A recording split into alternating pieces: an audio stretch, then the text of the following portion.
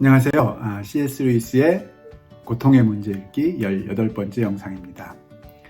지난 영상에서는 기독교가 전통적으로 가르쳐왔던 하나님의 인간에 대한 사랑의 본질을 C.S. 루이스의 표현을 통해서 들어봤습니다.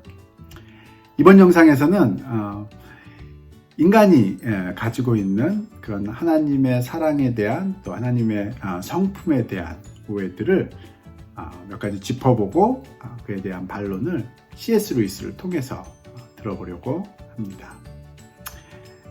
그리고 우리가 하나님의 사랑을 올바로 이해했을 때 우리가 가질 수 있는 올바른 반응이 어떤 것인지에 대해서도 살펴봄으로써 3장을 마무리하려고 합니다. 페이지 84페이지인데요. 아랫단부터 지난 영상에 이어서 읽어보면서 그 내용을 한번 나눠 보겠습니다. 하나님은 그 앞에 엎드려 예배하며 순종할 것을 요구하십니다. 이렇게 우리가 엎드려 예배하며 순종하는 것이 하나님께 무슨 선이 될 수 있다고 생각합니까? 또는 밀턴의 코러스처럼 인간의 불경스러움이 그의 영광을 감소시킬까 봐 걱정이 됩니까? 어떤 정신병자가 병실 벽에 어둠이라고 갈겨 쓴다고 해서 태양이 꺼지지 않는 것처럼 인간이 예배하지 않는다고 해서 하나님의 영광이 감소되는 것은 아닙니다.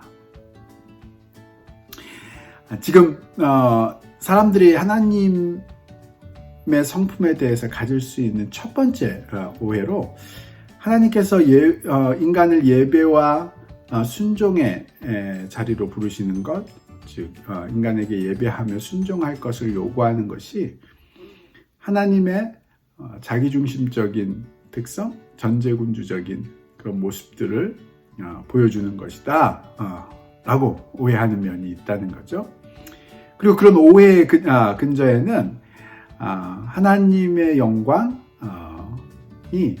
사람의 행동에 달려 있다고 보는 그런 전제가 깔려 있다고 보고 있습니다. 즉 인간이 하나님을 경배할 때 하나님의 영광이 커지고 인간이 하나님을 순종하지 않을 때 하나님의 영광은 감소하는, 즉 하나님의 영광의 크기가 인간이 하나님을 어떻게 대하느냐에 달려 있다고 생각하는 면에 이런 오해에 기반이 있다고 보는 거죠. 그렇게 생각했던 사람 중에 대표적인 인물로 밀턴이라는 이름이 나오고 있는데요. 밀턴은 사실 굉장히 유명한 기독교 문학자죠. 신라권이라는 작품을 썼었고요. 또 올리버 크로멜과 함께 영국의 청교도 혁명을 주도했던 사람인데요. 그 당시 올리버 크로멜이 주도했던 청교도 혁명은 굉장히 잔인한 면이 있었습니다. 그들은 그 당시 캐톨릭이었던 영국의 국왕을 죽이는 데에서만 그치는 것이 아니라 아일랜드로 건너가서 대부분의 캐톨릭이었던 아일랜드 사람들을 학살하기까지도 했었는데요. 그 이유가 그들의 관점에서는 인간의 행동이 하나님의 영광에 영향을 미친다라고 생각해서 그들이 보기에 하나님을 올바로 예배하고 올바로 섬기지 않는 사람들을 처단하고 죽일 수도 있다고 생각했던 면이 있었던 것 같습니다. 과거의 역사였지만 아일랜드 출신이면서 또 영국의 국교도였던 C.S. 루이스에게는 이런 영국의 역사 속에 있는 기독교의 그런 잔인한 모습이 C.S. 루이스 마음속에 어떤 트라우마처럼 남아 있었는지도 모르겠습니다. 어쨌든 C.S. 루이스는 그런 식의 생각은 마치 어떤 사람이 벽에다가 어둠이라고 쓰면 태양이 빛을 잃을까봐 그 사람을 처단하는 그런 식의 모습처럼 비춰진다고 생각했던 것 같습니다. 그래서 어떤 정신병자가 벽에 어둠이라고 갈겨 쓴다고 해서 태양이 꺼지지 않는 것처럼 인간이 예배하지 않는다고 해서 또는 인간이 잘못 예배 드린다고 해서 하나님의 영광이 감소되거나 그러는 것은 아니다라고 힘주어서 이야기하고 있습니다. 오히려 하나님은 우리의 선을 바라시는데 우리의 선은 바로 하나님을 사랑하는 것입니다. 창조자의 사랑에 반응하여 그를 사랑하는 것은 피조물의 당연한 도리입니다. 하나님을 사랑하려면 하나님을 알아야 합니다. 그리고 우리가 정말 그를 안다면 땅에 얼굴을 대고 엎드리지 않을 수 없습니다. 그런데도 우리가 지금 엎드리지 않고 있다면 그것은 우리가 사랑하고자 애쓰고 있는 대상이 하나님이 아니라는 뜻일 수 있습니다. 인간이 생각과 공상을 통해 접근할 수 있는 가장 근사치의 하나님일 수는 있습니다만 이라고 이야기하고 있습니다. 즉 하나님을 사랑하려면 하나님을 알아야 되고 또 하나님을 알게 되면 당연히 그런 자연스러운 결과로 하나님 앞에 얼굴을 땅에 대고 엎드리지 않을 수 없을 것이다. 즉 인간의 예배는 하나님을 알게 된 자연스러운 결과로 보여지는 것이지 우리가 예배를 함으로써 하나님의 영광을 더 크게 하기 위해서 우리가 예배를 드리는 것은 아니다 라고 지금 이야기하고 있습니다. 계속해서 읽어볼까요? 그렇다고 해서 하나님이 그 앞에 엎드려 경외하는 자리로만 우리를 부르시는 것은 아닙니다. 이번엔 두 번째 오해인데요. 하나님께서 인간을 창조하신 목적이 우리로 하여금 하나님을 예배하는 것, 결국은 우리 하나님을 예배하게 하려는 것에 목적이 있다라고 보는 오해죠. 이것도 결국 하나님의 자기중심적이고 전제군주적인 그런 특성을 보여준다고 생각하고 있는 거죠. 하나님을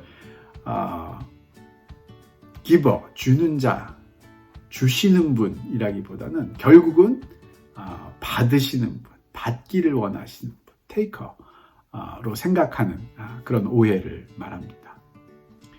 그런데 C.S. 루이스는 하나님께서 우리를 인간을 만드신 가장 궁극적인 목적이 우리를 당신을 예배하게 하려는 것으로 부르는 데 있지 않다고 이야기합니다. 거기서 그치는 것이 아니라 하나님은 현재 우리의 바람을 훨씬 뛰어넘는 자리, 피조물로서 신의 속성에 참여하며 신의 생명을 반사하는 자리로 우리를 부르십니다. 하나님은 그리스도로 옷 입으라고, 즉 하나님처럼 되라고 명하십니다. 하나님은 지금 우리가 스스로 원한다고 생각하는 것을 주시는 것이 아니라 우리가 좋아하든 좋아하지 않든 우리에게 필요한 것을 주고자 하십니다. 즉 하나님은 궁극적으로 우리를 지으시고 만드신 이유가 우리로부터 무엇을 받으시려고 하는 것이 아니라 우리에게 무엇을 주고자 하시는 데 있다. 그리고 하나님이 궁극적으로 인간에게 주고자 하시는 것은 바로 하나님과 같은 속성, 즉 우리를 하나님처럼 되게 하시기 위해서 우리를 만드시고 부르시는 것이다 라고 이야기하고 있습니다. 성경에 그리스도로 옷 입으라 라고 명하시는 그 명령도 우리가 하나님처럼 되기를 원하시는 명령이라고 이야기합니다. 하나님은 인간이 생각하는 것처럼 인간이 바랄 수 있는 최선의 것, 말하자면 죽지 않고 영원히 사는 것, 살면서 고통이나 슬픔 없이 항상 행복하고 즐거운 것, 이 정도에만 그치는 것이 아니라 하나님이 궁극적으로 우리에게 주시고자 하는 것은 하나님의 속성을 우리와 나누어 주시기를 원하신다. 이 부분에 대해서 C.S. 루이스는 순전한 기독교에서 이것은 마치 하나님이 하나님의 창조물, 즉 우리 하나님의 형상을 입은 하나님의 창조물에서 하나님의 그림자와 같은 하나님의 창조물에서 하나님의 아들로 하나님과 같은 속성을 가진 하나님의 자녀로 바꾸어 주시는 것이라고 표현하는 것을 볼 수 있습니다. 즉 하나님께서 주시려는 것은 우리가 상상치도 못하는, 우리가 감히 예상하지도 못했던 것을 준비하고 계시는 것이다 라고 이야기합니다. 그래서 86페이지에 계속 읽어보면 이번에도 우리는 하나님의 황송할 정도로 극진한 대접에 당황하게 됩니다. 너무 조금 사랑하시는데 당황하는 것이 아니라 너무 많이 사랑하시는데 당황하게 되는 것입니다. 즉 C.S. 루이스에 의하면 결국 우리가 하나님은 알면 알아갈수록 하나님의 자기중심성에 당황하는 것이 아니라 하나님의 우리를 향한 사랑, 하나님이 준비하시고 계획하신 하나님의 예상을 뛰어넘는 그런 하나님의 사랑에 우리가 당황하게 될 것이다 라고 이야기합니다. 그러나 아직도 우리는 진실에 다 이르지 못했습니다. 하나님이 우리의 유일하신 선이신 것은 단순히 그가 독단적으로 우리를 그렇게 만드셨기 때문이 아닙니다. 이번에 마지막으로 하나님에 대한 오해인 거죠. 기독교에서 가르치기를 인간의 존재의 목적, 인간의 존재의 의미는 궁극적으로 하나님 한 분뿐이시다라고 하는 이야기를 마음속에 오해하기를, 그것은 하나님이 그렇게 만드셨기 때문이다.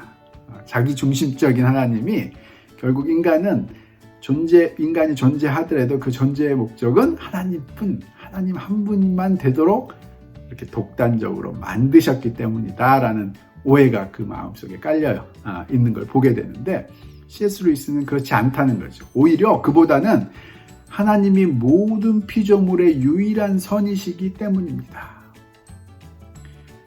즉 인간만이 존재의 목적이 하나님인 것이 아니라 존재하는 모든 것, 즉 하나님에 의해서 창조된 모든 것들은 그 존재의 의미, 존재의 목적이 바로 하나님 향해 있다.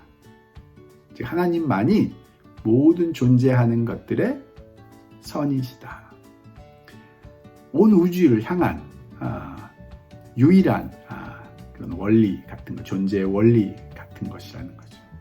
그 안에 인간이 포함되어 있기 때문에 자연스럽게 그럴 수밖에 없는 거지, 하나님이 독단적으로 인간을 그렇게 만드셔서 그런 것은 아니다라고 이야기합니다.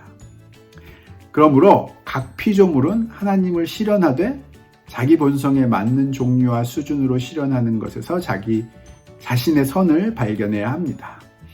그 종류와 수준은 피조물의 본성에 따라 다양할 수 있습니다만 그 외에 다른 선이 있을 수 있다고 생각하는 것은 무신론적인 몽상에 불과합니다. 즉 우주에 존재하는 땅의 티끌부터 하늘의 별, 인간 모두가 자기 본성에 맞는, 그리고 자기의 수준에 맞는 그런 모습으로 하나님이 우리를 만드신 하나님을 실현해내는 것, 그것이 우리가 할 수 있는 최선의 선이다 라고 이야기합니다. 출처는 정확히 모르겠지만 조지 맥도날드는 인간에게 다음과 같이 말씀하신 하나님의 모습을 묘사한 바 있습니다. 너희는 나의 강함으로 강해져야 하고 나의 복됨으로 복받아야 한다.